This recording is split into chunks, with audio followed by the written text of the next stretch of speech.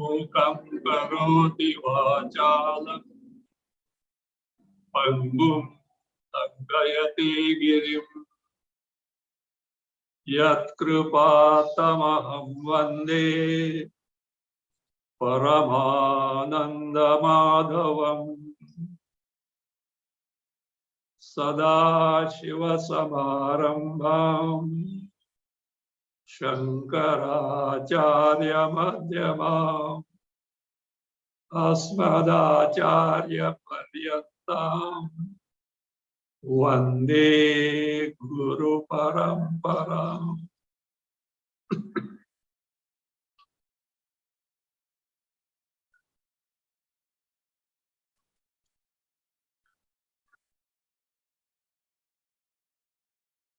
Bhagavan Krishna has begun the teaching, and he starts as if Prahasanniva, as though smiling at Arjuna. You know Arjuna's plight, and yet Krishna is not at all serious about it, as if he smiles or as if he laughs. Perhaps he means, Arjuna, you think there is a big problem. There is no problem at all. The problem is that you don't know there is no problem. That's the greatest problem. In spite of telling, we don't try to find out that there is no problem. This you will be able to find at the end of Gita teaching, provided you follow Bhagavan Krishna very, very closely. At least, though not discovered, you will be convinced that this is the fact, that there is no problem, but some lack in us deprives us of this accomplishment. Once you are convinced, no force in the world can stop you from pursuing that goal and accomplishment. Because we don't know, because we have not discovered a problem for ourselves, because we are not convinced, we run here and there. This is not what I am telling. Bhagavan himself tells. Bhagavad Gita teaching ends with Ma Shucha. Don't lament. Don't grieve. There is no reason for that. At beginning is what? Ashochan anvashocasvam. Arjuna, you are talking too high. But the fact is, you have lamented for those for whom lamentation is not justified. Think of it. So, you have lamented for those who are not to be lamented for. Why? Gatasun agatasun ja nanushocanti pandita. Those who know for certain, not simply gathering information, those who experience, those who are aware of what I am in reality, they don't lament for those who are going to die, nor for those who are surviving. How come? Bhagavan starts. Last time I have told you, very, very important stanza, which shows the truth, but it needs to be unearthed as such. What did Bhagavan say? Arjuna, there was never a time in the past when me, Krishna, were not there. Arjuna, there was never a time in the past when you, Arjuna, were not there. Arjuna, there was never a time in the past when all these kings were assembled here were not there. Not only that, me, Krishna, you, Arjuna, And all those who are assembled here will continue to be there hereafter, even our body dies. This is what Krishna has said. Prima facie, even a child will tell this is a wrong statement. Because universally we are taken that this body is me. When I am the body, before the birth of the body, how can I be there? When I am the body, after the death of the body, how can I continue to be there? And how dare Krishna can say this? Not a Tom, Dick, Harry said. Krishna says, who has taken the embodiment, the birth for the upliftment of humanity. And how can you make such a wrong statement? It is not a wrong statement. Everything is centered on what this I really is. In the sadhu circles in Himalaya, there is a story prevailing. It is said like this. There are two persons. One Mr. Veda, other Mr. Acharya. And these two persons always used to travel together. And at places, Mr. Veda will make a statement, a cryptic statement, which appears next to impossible. Then Mr. Acharya will come and explain how what Mr. Veda told is true. A sample given. Once this Mr. Veda made a statement. A newly born lamb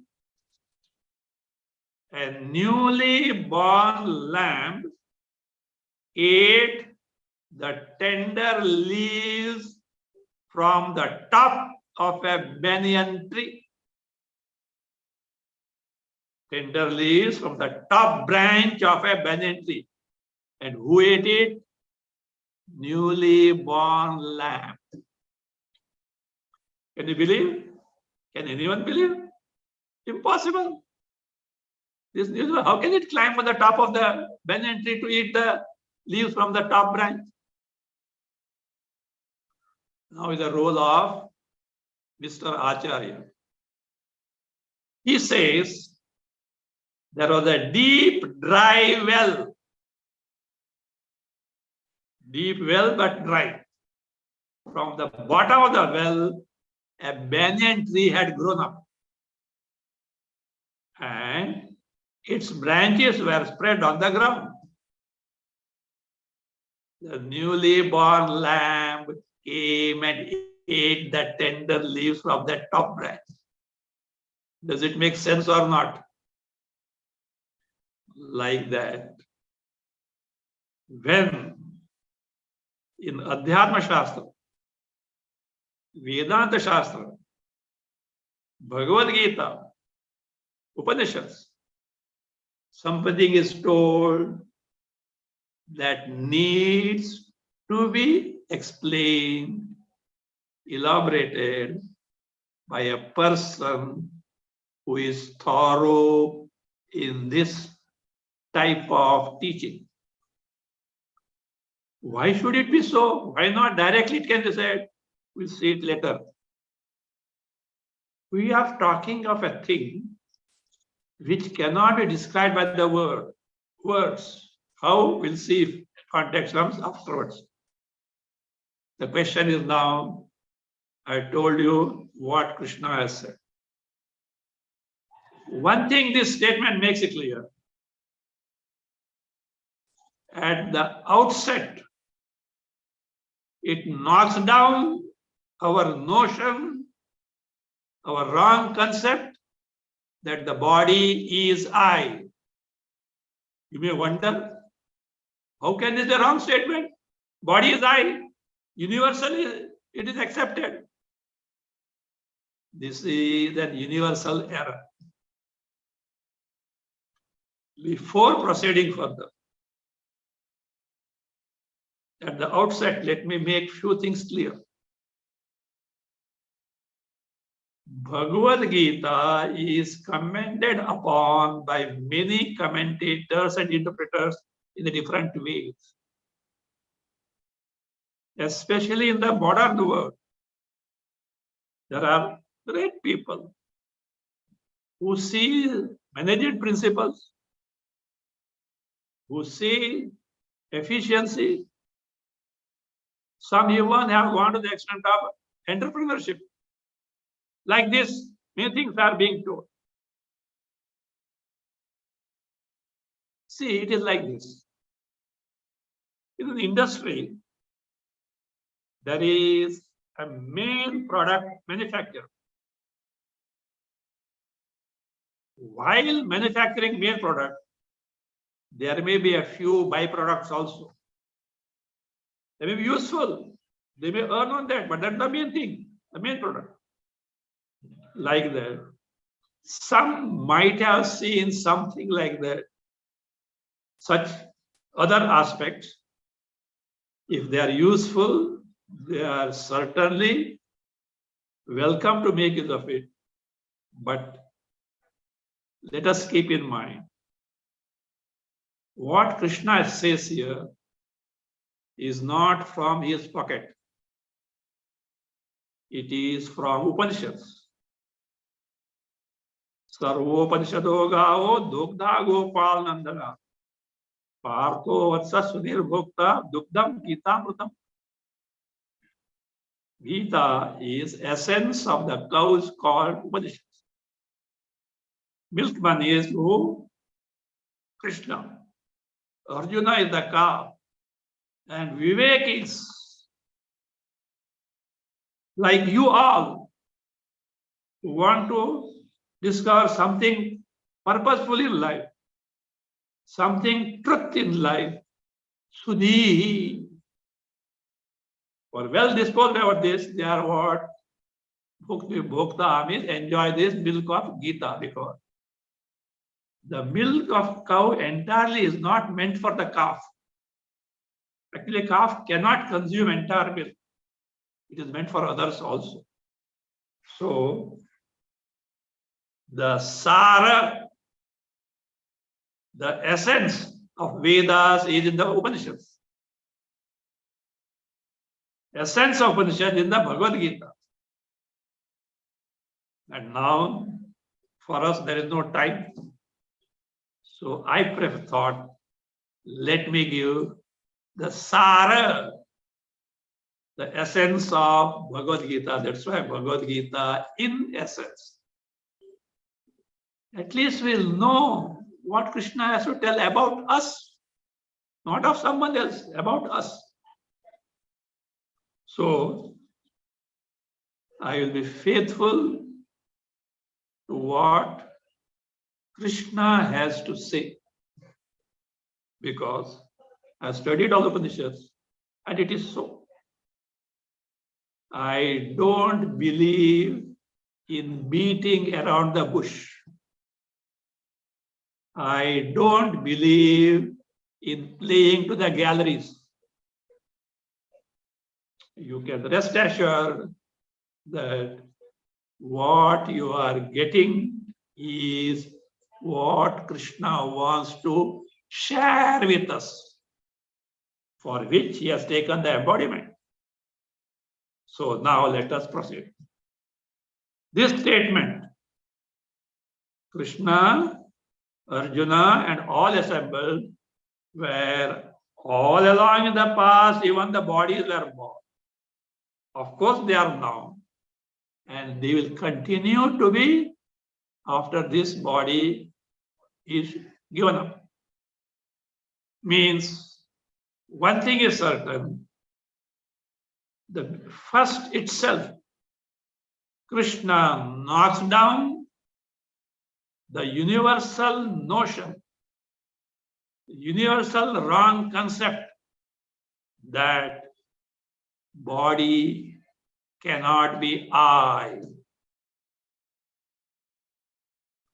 The question is now, what is I? We have to investigate what I is. Every day, how many times we refer I. And invariably, we refer the body as I, at times the mind, indriyas, etc. Now, let us find out. As an individual entity, what all do we consist of? Look, I am not asking you to believe anything, but I solicit your cooperation to follow the inquiry step by step, and I know for certain you will discover what the truth is. I have got full confidence in your intelligence. All that I have to do is what? Give a direction. Implicitly follow. There is nothing to be believed except until I verify the truth. I accept it with the attitude of what is called Shraddha, because Krishna has said so, it cannot be wrong, though now I have not verified the truth. And this pursuit should continue until the truth is discovered. Okay. Now, as an individual entity, what all do we consist of? To begin with, physical body. Physical body. Number two, there are certain physiological functions in our body. Respiration, circulation, digestion, excretion, and there's one function like ejecting out. You vomit, ejecting out. But ejecting out in the sense, vomiting is the same minor function of that. But this function only once in lifetime. When? At the time of death. The locus of individual entity is what? Shut off from here to the next embodiment. Anyway, let us not go into detail now. These are 5 physiological functions called, as you are aware of it, 5 pranas. Prana, apana, udana, samana, like this. Vyana. Physiological functions. We have got indriyas. Sense organs, jnanendriyas, eyes, ears, nose, tongue, touch. Then karmendriyas, organs of actions, feet, hand, speech, anus, and genital. So we have got jnanendriyas, sense organs, eye, ear, nose, tongue, touch. Karmendriyas, organs of action. Further, we have got something called mind, psyche. Mind. We also have got a faculty called buddhi, intellect.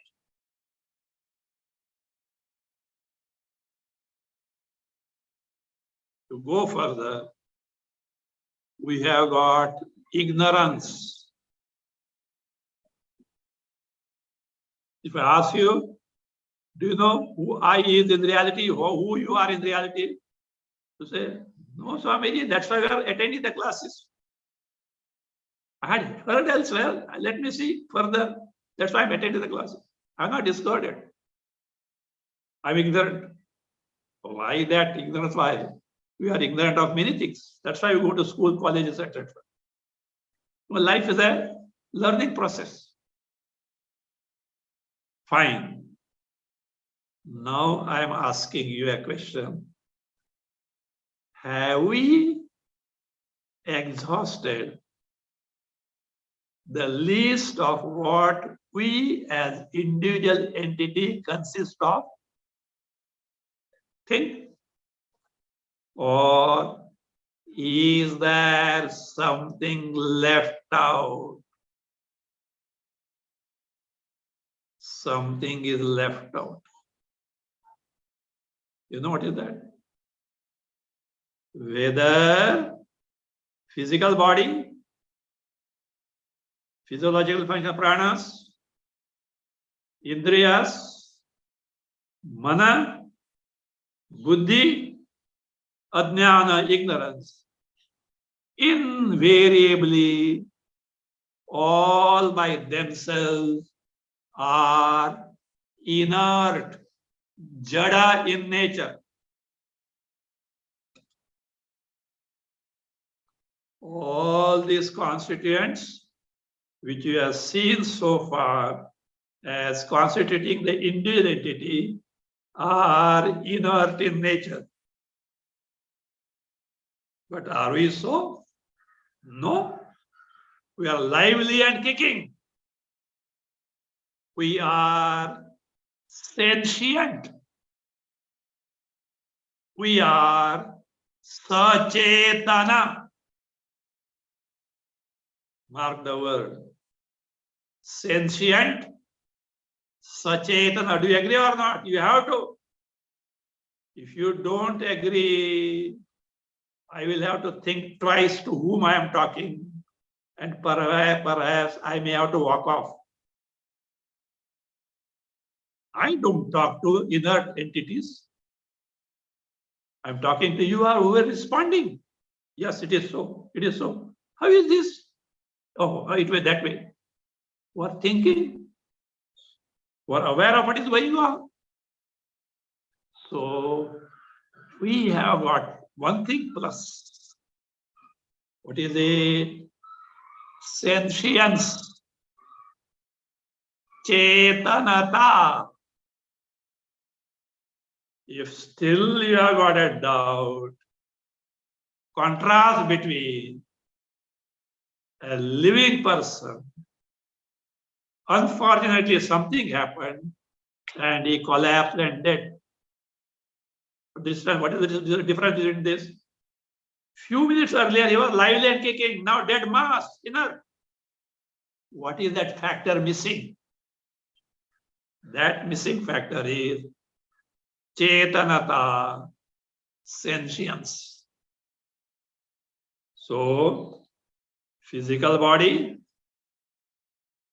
then pranas, physiological functions, indriyas, sense organs, organs of action, mind, buddhi, intellect, ignorance, plus sentience, sachetanata, chetanata, for which we call you are aware of it, chaitanya, chit, chaitanya, chit. In English, we can say pure awareness principle, pure consciousness principle, because of which we know what is around, we are aware of, we are conscious of what is going around. We experience, we know what is happening. So that is the question is now, there is nothing further than which among these is real I which Bhagavan Krishna is referring to, which always is, Even if the body is not born, before that birth is there. Even after the body dies, it continues to be there. What is that principle? We have to now discard. Body cannot be so. Then physiological functions, pranas cannot be so. Inner indriyas, jnanendriya, karmendriya, sense organs cannot be so. They are also inner. Though presently they appear to be sentient because of something else. Mind by itself is inert because it's the product of the finest material of our digested food. Food is inert, mind is inert. In Chandogya there is experiment. Chandogya Upanishad. Intellect also the same thing. Ignorance, inert. In sleep we are in the ignorant state. Only one principle remains. This sentience principle. Chaitanya. Awareness principle. Consciousness principle. Which enlivens all these aspects of embodiment which are inert in nature. That is what happens at the time of death. That connection of this Chaitanya, Sachetanata, sentience with our physical body is snapped off. Just as you switch off the switch of a bulb or a light or the fan. The fan is revolving. The bulb is illuminating, electric bulb. You switch it off, no more functions. Like that. That bulb has no power on its own to illuminate. Fan has no power of its own to revolve. But in the presence of electricity, not being so. Likewise, in the presence of the Chaitanya Tattva, Chit, this inert embodiment at all levels start functioning. Moment that connection is knocked off for certain reasons. Not you, it's automatically done because of some programming. So the body becomes inert. So therefore, what is this Chit Chaitanya, which is true I, real I, which is even before the body came into existence, continues to be after this. You may ask or wonder, why should you bother about all these things? Anyway, the Chaitanya is available to us. In his presence, we have done so many things. No.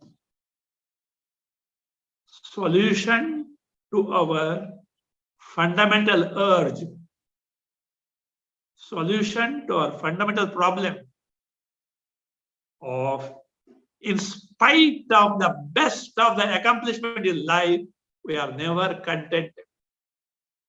We are never totally happy. We are never totally free from sorrow. The death itself is enough to honor everyone.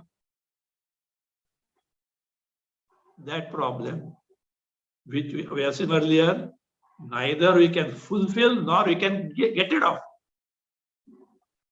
That is solved because that entity called I, Chit, Chaitanya, is, hold your breath, Paramananda Swarupa, infinite happiness. It is totally free from sorrow. It is ever existent principle. It has no birth, it has no death. This is what we are seeking in our life not knowing what we really seek, and run after many things in the world, hoping one day we will reach the goal, which will never take place. Bhagavan Krishna has to say this, point out this solution to this problem of ours. Remember, finally, what Arjuna asked. Arjuna placed before Krishna his problem. But finally, he didn't ask, should I fight or not fight? He said, Yat Sheyasya. What is my final good? Tell me, I am your disciple. I surrender to you. So Krishna wants to give the best, because temporary problems, you have got solutions, but temporary solutions. But permanent solution is in your discovery, wherein you are aware of, wherein you experience what you are in reality in terms of Paramananda, free from total sorrows, free from birth and death, no punarjanma, no death at all. The question now arises, how this Chaitanya is I? This we'll have to investigate and then only proceed with what Krishna is teaching. Just simply said and gone. That's why he has done the Acharya, this Veda's job. Acharya has to say, of course, Krishna from different standpoint is going to handle this. But before proceeding, let us take to a brief inquiry. I'm saying brief because it's a very elaborate inquiry. Let us take brief inquiry. What is it? We have to find out in our individual entity a factor or an entity which is all along available to us, which never ceases to be there, which never ceases to be there, which is all along. For ascertaining this, in Upanishads, in Vedanta, different methods are employed. Why different methods? One method may not appeal to one, but other will appeal. A variety is given so that yena kena prakarena, whatever way whatsoever, you are made to discover this truth. Choice depending on the individual temperament and texture of the mind. Let us analyze the 2-3 of them. First one is the 3 states of consciousness. Avasthatraya, namely waking, dream, and deep sleep state that we undergo every day. By analyzing, we can arrive what really I is. Keep in mind, whatever that I entity is, sentient in nature, and because me, I is always available, that true I is always available. If anything I takes as I and is not available at one time or other, it cannot be the true I. This is a norm, a yardstick. Fine? Now let us start with the physical body is I. In waking state, we all take, without exception, unless you are a jnani, the body as I, physical body as I. Then, this physical body, if it is I, it should be available to us in the dream state and deep sleep state, because I continues to be there. But in the waking, physical body is there.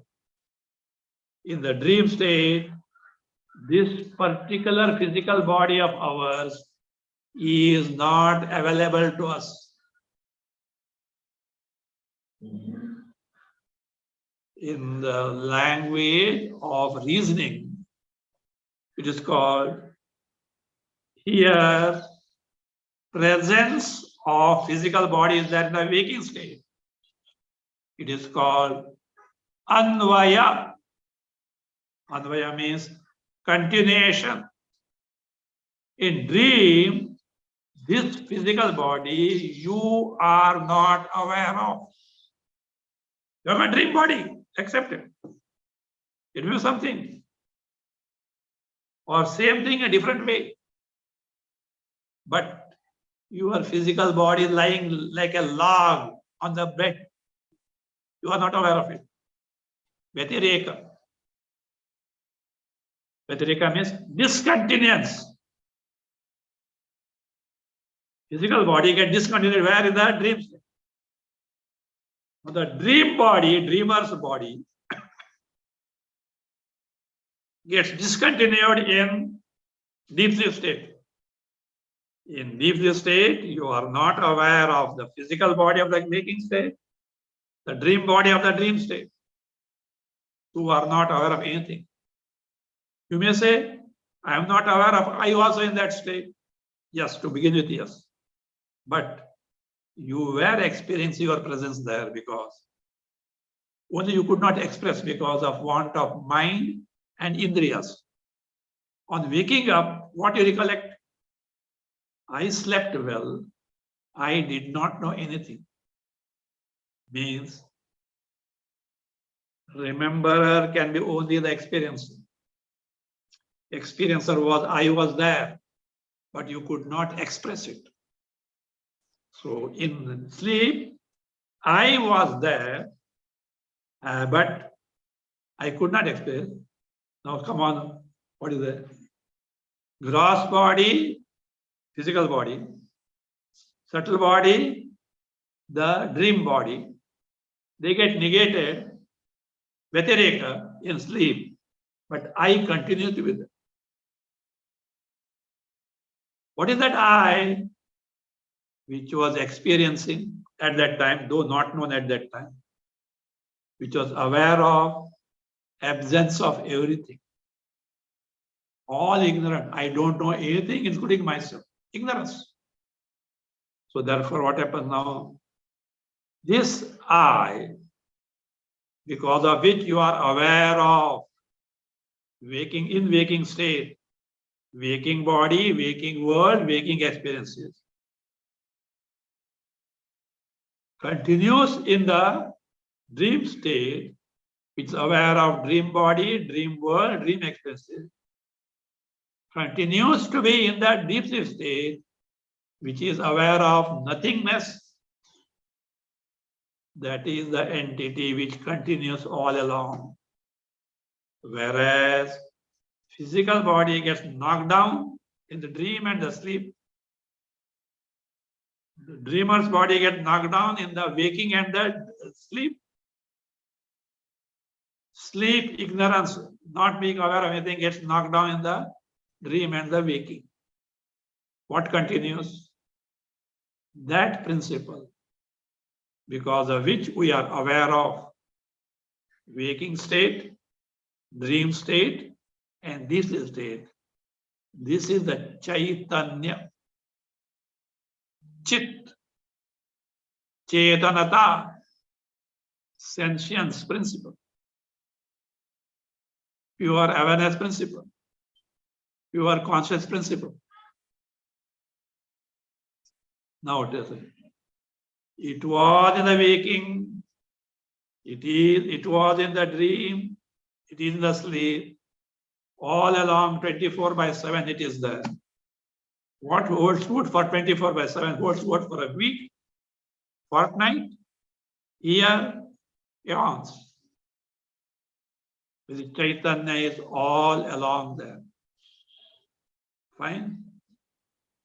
And it is a knowledge principle, experiencing principle, because of which we are aware of, we know, we experience.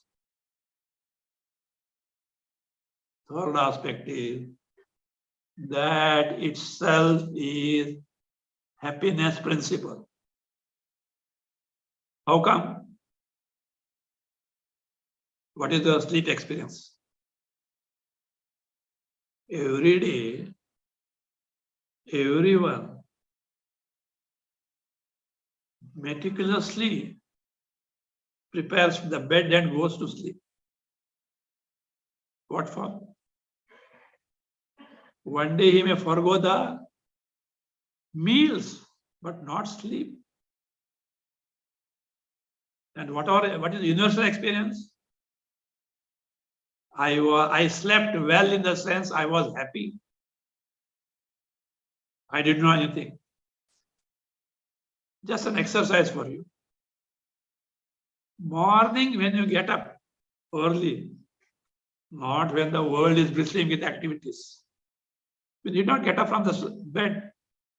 You are awake, you are woken up. At that time, before rushing into activities that I have to do this, I have to, before all this thing, just observe a state of mind. The state of calmness, the state of happiness. How long it lingers depends on you. Now tell me, that shows that in sleep, you were experiencing happiness. That's lingering there. Now tell me, in sleep, on account of what were you happy? In waking, you can be happy because of many things. In dream also, you can be happy because of many things. But in sleep, you can't see, hear, taste, touch, smell. You can't hear melodious music. You can't see a beautiful sight. You can't relish what a desirable dish. You can't have smells, fragrance, etc. And yet you are happy. Your indriya sense organs are not available. Organs of experience are not available. And yet you are happy. What it can be? That I only. That I itself is what? Happiness. So, this I is all along, that is called Sat. Ever existing principle. I itself is knowledge principle, Chit. Itself is Ananda, happiness principle. You heard the word Sat Chit Ananda. This is how it is. Why it is called Atma, we'll see afterwards. One way, where today we have seen one way of ascertaining what Bhagavan Krishna really meant when he said, we were all along in the past before the birth of the body. We are going to continue all along after the death of the body. He meant this Chaitanya, pure awareness principle as I.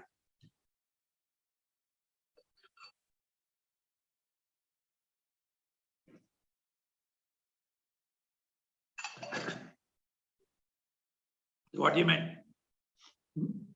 Now, a slight different inquiry. What is called as Panchakosha Vivek. This physical body is called Annamaya Kosha. Kosha means, the scabbard or a sheath, S-H-E-A-T-H, wherein the sword is kept. Sword is inside, but you can't see that. Likewise, there are 5 loci wherein our true I gets covered. And we mistake what covers as I. For example, this physical body is called Annamaya Kosha. born from the food assimilated by parents, survives because of food, afterwards goes back to earth to become food.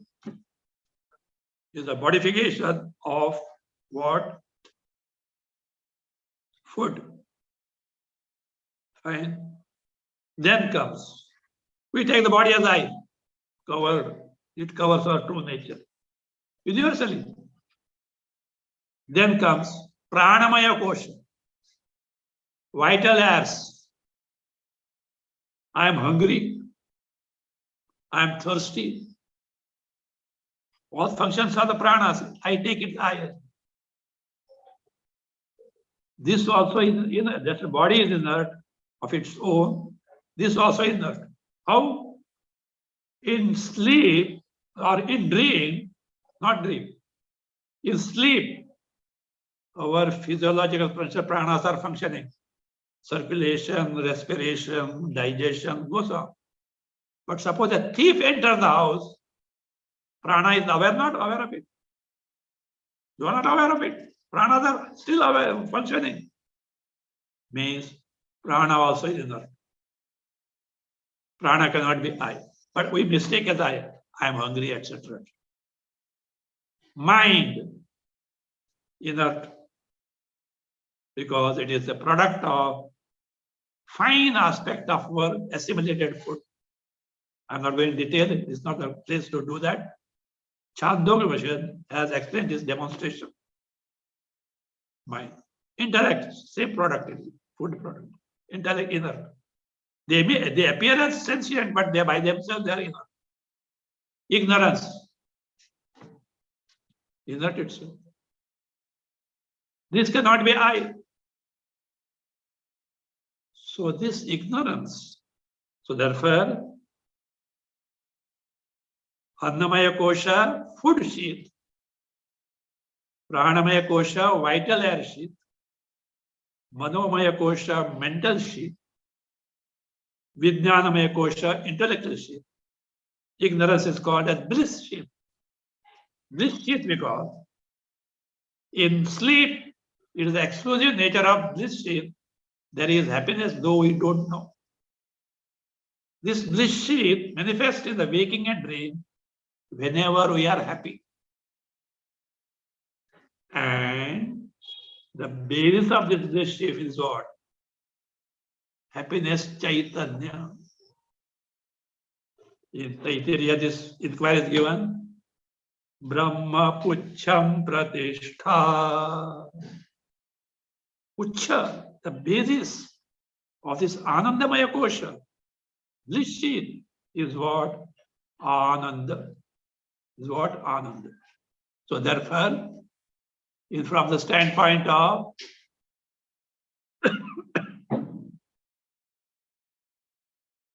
five sheets which are always changing, one changeless factor, Chaitanya Atma, can be the only one which can be the true I.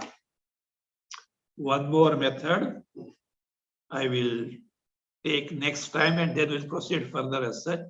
And why this Chaitanya, the true I, is called Atma or Brahma. You have heard this word. Why is it so? Then we'll proceed with what Bhagavan Krishna has to say.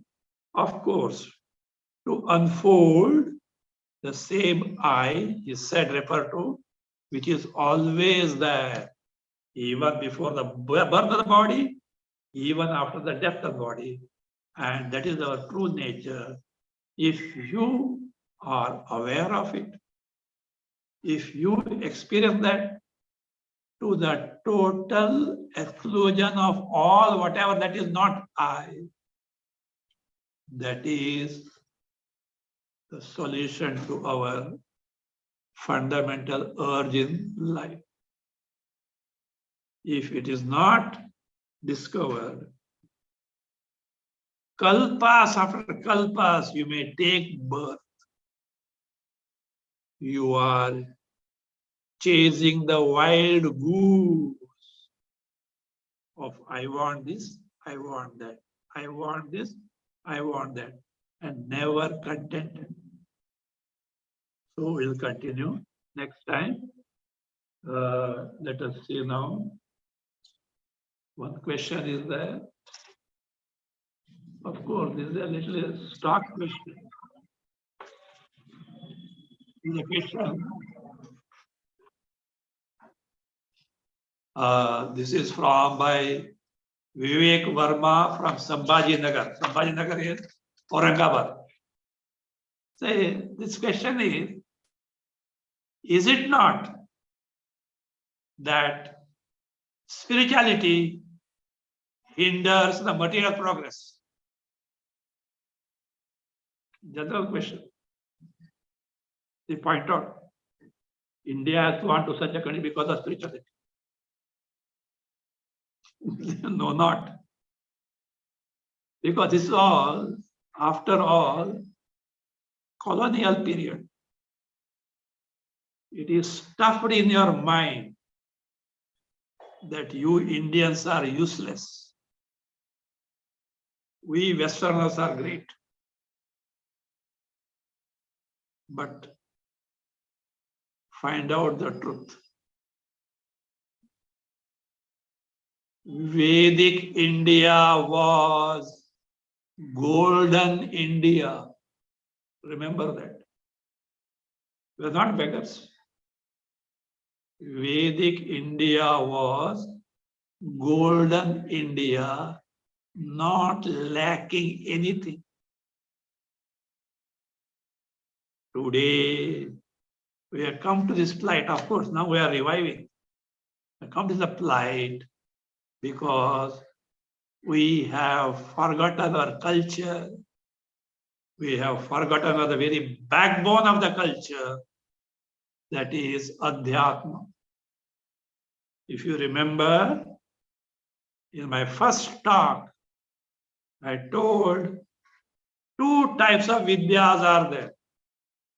Dve vidye veditavya. Paravidya, aparavidya.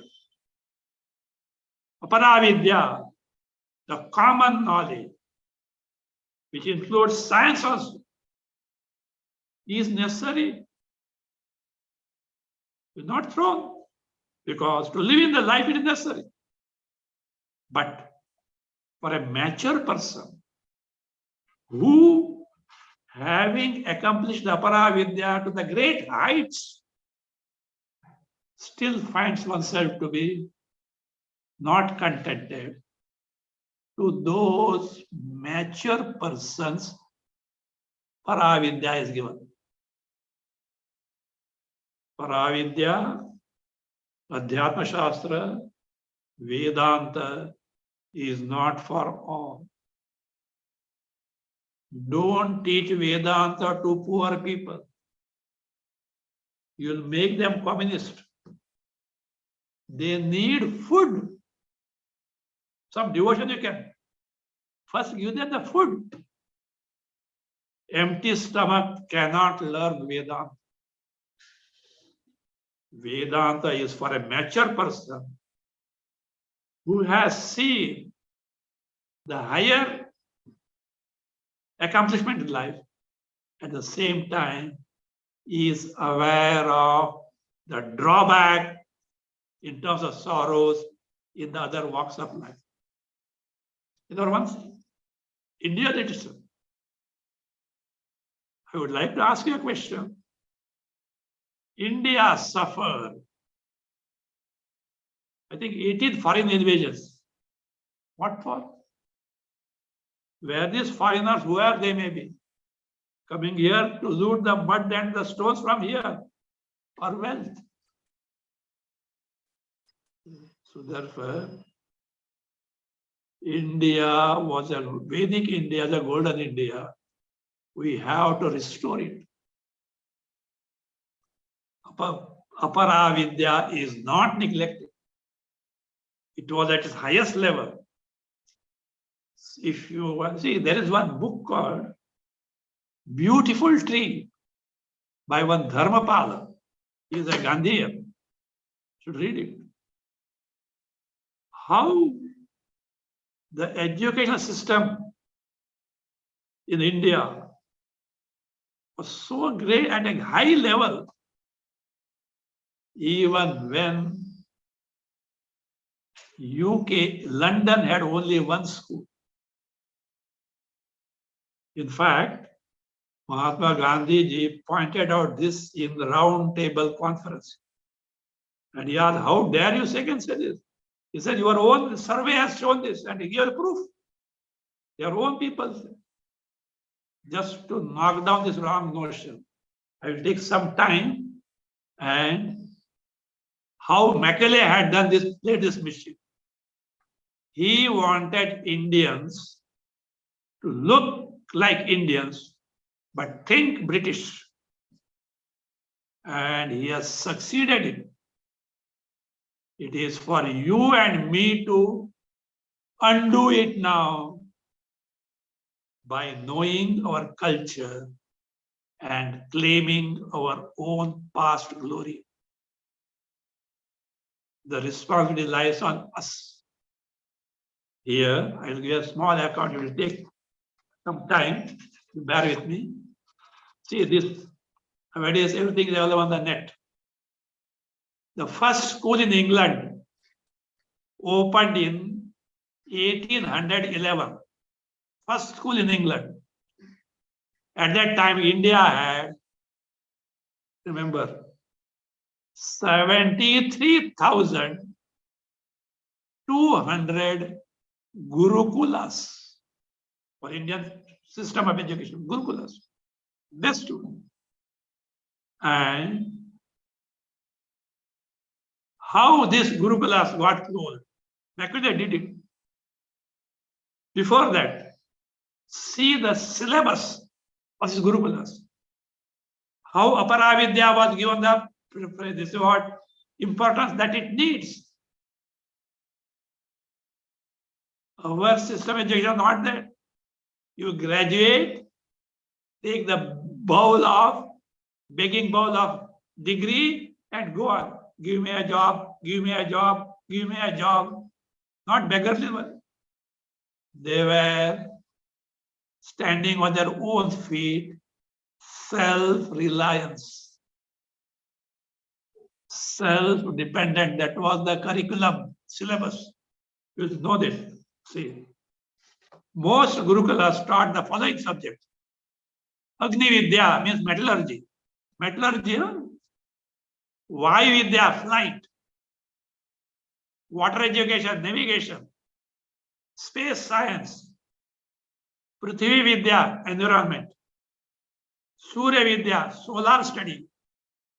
Chandra and Loka Vidya, lunar study. Megha Vidya, weather forecast. Substance electric education means batteries. Solar energy Vidya, solar energy. Day night Vidya about that. Srishti Vidya, space research. Astronomy. Geography. Kala Vidya, time, chronology. Geology, mining. Gemstones and metals, gems and metals. Attraction Vidya, gravity.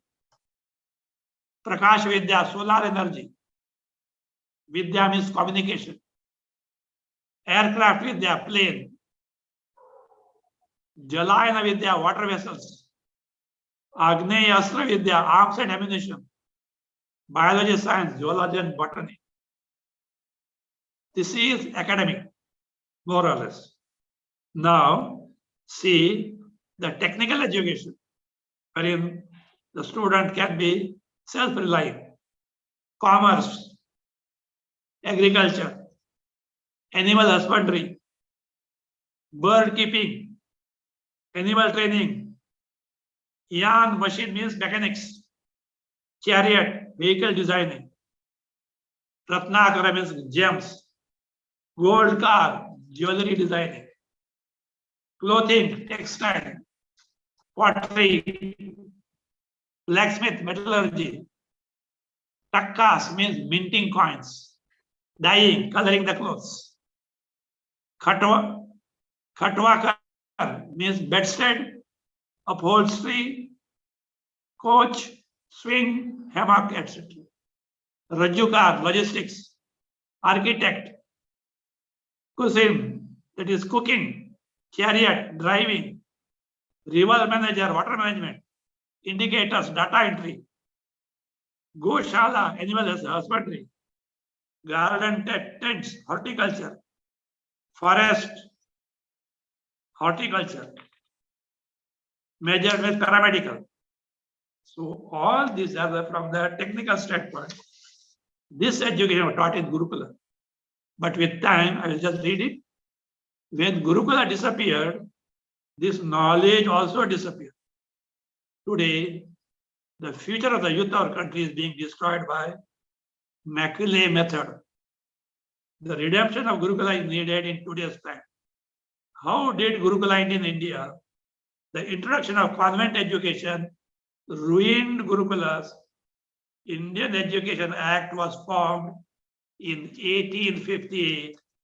It was drafted by Lord Macaulay. Macaulay conducted, this is important, we should know it, what has happened, because we are just aping the West. Macaulay conducted a survey of education system here in India. Many Britishers had given their reports about India's education system. One of the British officers was G.W. Luther, and other was Thomas Munro. Both of them had surveyed different areas at different times. Luther, who surveyed North India, wrote that there is, remember this, note this, there is 97% literacy here, and Munro, who surveyed South India, wrote that here there is 100% literacy. Remember this. Macaulay had clearly said that if India is to be enslaved forever, the indigenous and cultural education system must be completely demolished and replaced with English education system. And only then will Indians, physically Indians, but mentally become English. They succeeded it. Even after 75 years of independence, this mental slavishness to the West still continues. When they leave the convent school or English universities, they will work in the interest of Englishmen. Macaulay is using an idiom. Just as a farm is thoroughly plowed before a crop is planted, so must it be plowed and brought in the English education system. That is why he first declared, remember this, Gurukulas illegal. Then he declared Sanskrit illegal. See. By cutting Sanskrit, we are cut off from our glorious past culture. And Gurukulas of this country, he finished it by roaming around, setting them on fire. History, this is called history. Beat the teachers in it and put them in jail. Till 1850, there were 732,000 Gurukulas in this country.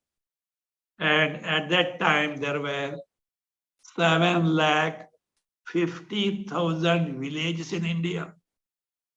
Meaning, every village had an average Gurukula, and all these Gurukulas used to be, remember, higher learning institutes. In today's language, 18 subjects were taught in all of them, and these people of Gurukul Samaj used to run these together, not by the king. Education was given free in Gurukulas. This is how all Gurukulas were abolished And then English education was legalized. And the first convent school opened in Calcutta. That time it was called Free School. Under this law, Calcutta University was created in India. Bombay University was created. Madras University was created. These three slavery era universities are still in the country. Macaulay had written a letter to his father. It's a very famous letter in it he writes, these convent schools will bring out children who look like Indians, but are English by brain, and they don't know anything about their country. See how he has succeeded. They won't know anything about their culture. They won't have any idea about their traditions. They will not know their idioms. Think of it. When such children are there in this country, even if British go away, English will not leave this country. You can verify how true his statements are even today. The truth of the letter written at that time is clearly visible in this country even today. See the misery created by this act. We'll feel inferior ourselves who are ashamed to speak our high of our own culture. A society that is cut off from its mother tongue never gets good, and this was Macaulay's strategy, in which almost they have conquered, because today's youth knows more about Europe than India. Understood? So, history has played a havoc. It is our duty to restore it.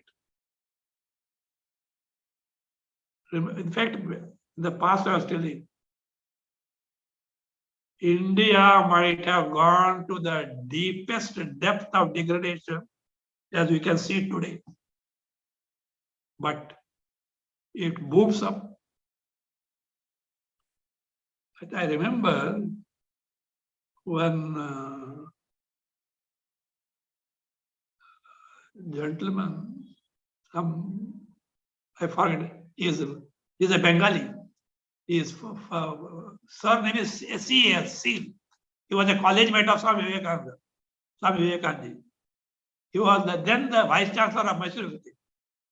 He says, India is ever aging but never old. Remember, contractor statement. India is ever aging, never old. It revives like a football. Doesn't get buried in this. The revival is going to come. So that is there as. So, in fact, I was telling this. The day the India gets doomed, if at all, it will never. The world will be doomed. Recently, I heard someone making this statement. I should have noted it. The thing is, I have told this many times. Note it. The day India gets doomed, which will never happen, if at all it happens, that day the world is doomed. The hope for the world is our culture, our Vedas. We'll see in the course of time the vis-a-vis position of Veda and science. They are not hostile. They are not opposed. They are complementary. They are that is what supplementary. We see that. So this is what. So therefore, Vedic India was golden India, which we have to revive now. Spiritual progress doesn't mean that material poverty, not so. Spiritual progress can be done by those who are materially affluent. You have not seen in the Puranas, etc. Emperors leaving everything and going to the forest in search of this knowledge, having enjoyed life at its peak, because it doesn't satisfy totally. Well, so sooner we discover the value of our culture and the knowledge therein, it is not only good for us, not only good for our country, it is also good for the entire world.